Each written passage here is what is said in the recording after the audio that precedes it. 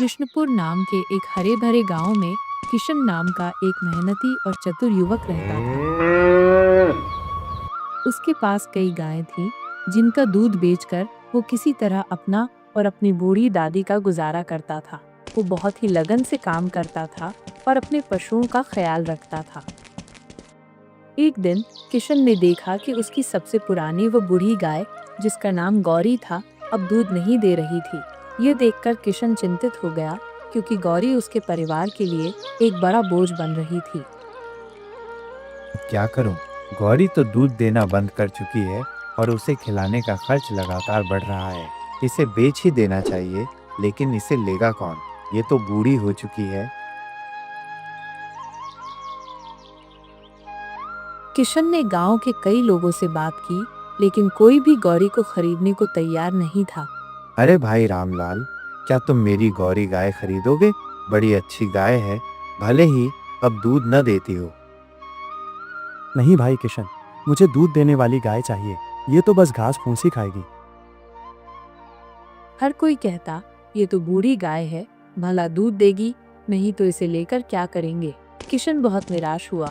उसने सोचा कि अब उसे माधवगढ़ शहर में जाकर कोशिश करनी चाहिए।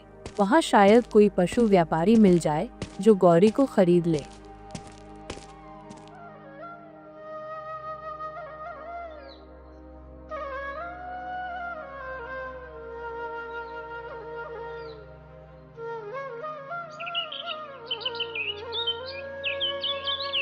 अगले दिन सुबह सुबह किशन अपनी गौरी गाय को लेकर माधवगढ़ की ओर चल पड़ा।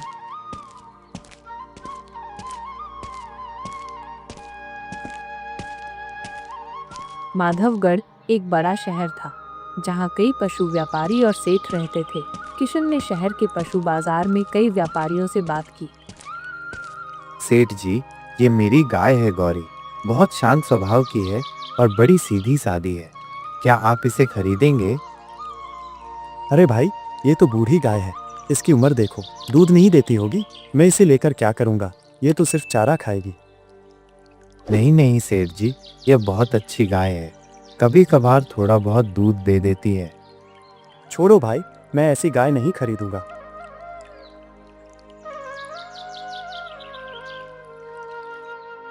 कई घंटों की कोशिश के बाद भी किशन को कोई ऐसा खरीदार नहीं मिला जो गौरी को ले सके।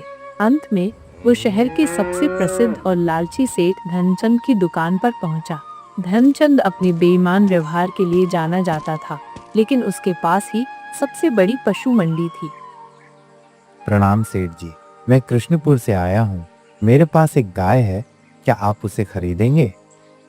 धर्मचंद ने एक नजर गौरी पर डाली और उसका चेहरा सिकुड़ गया। क्या बात है जवान, मुझे मूर्ख समझ रखा है क्या? ये बूढ़ी और बिना दूध देने वाली गाय उठा लाए और मुझे बेचने चले हो? मेरे पास ऐसी फालतू चीजों के लिए समय नहीं है। अपनी गाय लो और जाओ यहाँ से। किशन ने बनावटी आश्चर्य व्यक्त करते हुए कहा। क्या? नहीं नहीं सेठ जी, ऐसा मत कहिए। यह कोई साधारण गाय नहीं है। यह तो हमारे खानदान की पुश्तैनी गाय है, जो पीढ़ियों से हमारे परिवार के साथ रही है। अब थोड़ी घर में परेशानी हो गई है, तो सोचा इसे बेचकर कुछ पैसे मिल जाएं। सेठ धनचंद ने एक पल के लिए अपनी नजर गौरी पर दोबारा डाली। उसे लगा कि शायद ये गाय सच में कुछ खास हो, अगर ये पुश्तैनी है। फिर भी उसने अपनी कंजूसी नहीं छोड़ी। माफ करना जवान, मैं जानवरों को देखते ही पहचान जाता हूँ। ये बस एक बूढ़ी गाय है जो दूध नहीं देती। इसमें कोई खास बात नहीं है। महोदय, आप ऐसा करिए ना। अगर आप इस गाय को खरीद नहीं सकते हैं, तो कम से कम आप इसे अपनी गौशाला में ही रख लीजिए। अगर कोई ग्राहक आए तो आप इसे बेच दीजिएगा, वरना कुछ समय बाद आकर मैं इसे वापस ले जाऊंगा। किशन की गिड़गिड़ाहट और उसकी बातों में छिपे पुश्तैनी दावे को सुनकर सेठ धर्मचंद का लालच जाग उठा। उसने सोचा, क्या पता ये गाय सच में कोई खास नस्ल की हो और मुझे इसकी पहचान न हो। अगर ये पुश्तैनी है तो शायद कोई बड़ा राजा या सेठ इसे अच्छे दाम पर खरीद ले। ठीक है, तुम इसे यहाँ छोड़ जाओ। अगर बिकी तो बेच दूंगा, नहीं तो वापस कर दूंगा। लेकिन तुम्हें इसका क्या दाम चाहिए? महोदय, आप इस गाय का मूल्य ग्राहकों को 10,000 रुपए बताइएगा। सेठ धर्मचंद हैरान रह गया।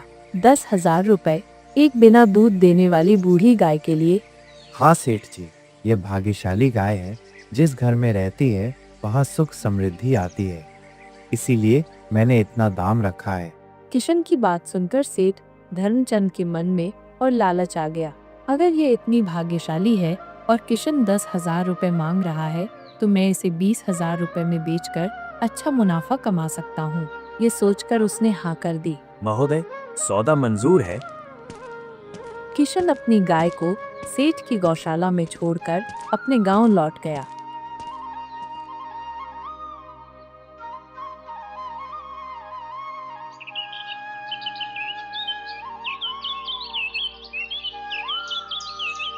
सेठ धर्मचंद अपना नाम खराब नहीं करना चाहता था, इसलिए उसने उस गाय को किसी को भी खास तौर पर बेचने के लिए नहीं दिखाया।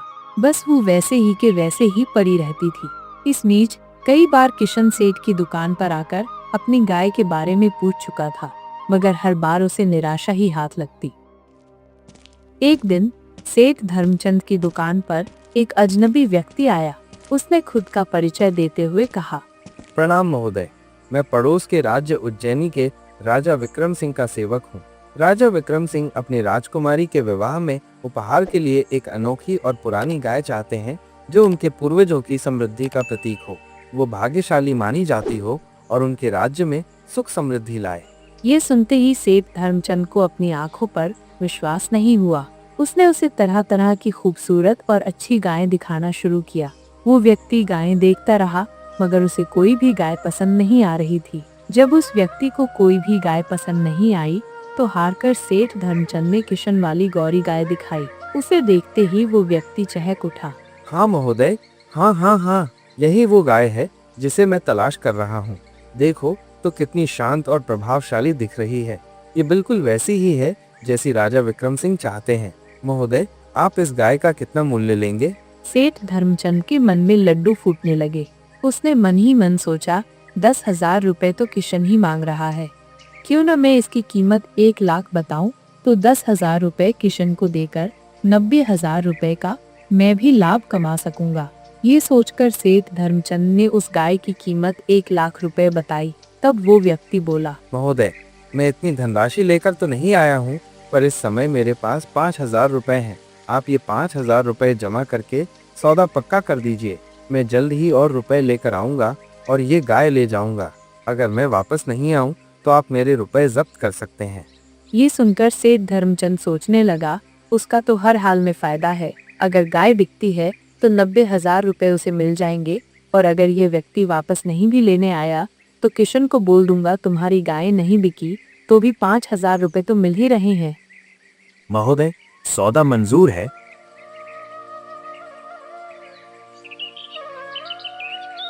इस घटना के 2 दिन बाद किशन आया और सेठ धर्मचंद से अपनी गाय के बारे में पूछने लगा। महोदय, क्या मेरी गाय बिकी या नहीं? सेठ धर्मचंद के पसीने छूट गए। अगर मैं ये गाय किशन को वापस कर दूंगा तो मुझे 90,000 रुपए की हानि हो जाएगी। इससे अच्छा है मैं किशन को उसके 10,000 रुपए दे देता हूँ और ये गाय अपने पास रख लेता हूँ। किशन भाई, मैं सोच रहा था ये गाय मैं ही खरीद रहा हूँ। मुझे ये गाय बहुत पसंद आ गई है। मैं इसे अपनी गौशाला में रखना चाहता हूँ। ये लो तुम्हारे 10,000 रुपए। किशन ने 10,000 रुपए लिए और वापस अपने गांव चला गया। इधर अब सेठ धर्मचंद उस व्यक्ति का इंतजार करने लगा जो गाय खरीदने की बात करके गया था। 2 दिन, 4 दिन, 2 महीने बीतने को आए, मगर वो व्यक्ति वापस नहीं आया। अब तो सेठ धर्मचंद को चिंता होने लगी, मगर वो क्या करे। उसने सोचा, अगर नगर कोतवाल से शिकायत करे तो उसकी कितनी हंसी होगी। लोग सोचेंगे इतना बड़ा व्यापारी होकर एक साधारण ग्रामीण से ठगा गया, और यह सोचकर उसने किसी से कुछ भी नहीं कहा। वास्तव में वो व्यक्ति किसी भी राज्य का कोई सेवक नहीं था। वो तो बस किशन का एक दोस्त था जिसका नाम रवि था। किशन ने जब उसकी गाय नहीं बिकी तो परेशान होकर रवि को राजा का सेवक बताकर भेजा था। इस प्रकार किशन ने अपनी चतुर बुद्धि और लालची सेठ की मूर्खता का फायदा उठाकर उसे ठग लिया था। किशन ने उस धनराशि से अपनी गौशाला का विस्तार किया और अधिक गायें खरीदी। वो कृष्णपुर गांव में एक सफल व्यापारी बन गया और खुशी खुशी अपना जीवन व्यतीत करने लगा, ये जानते हुए कि बुरे के साथ बुरा करने में कोई हर्ज नहीं होता।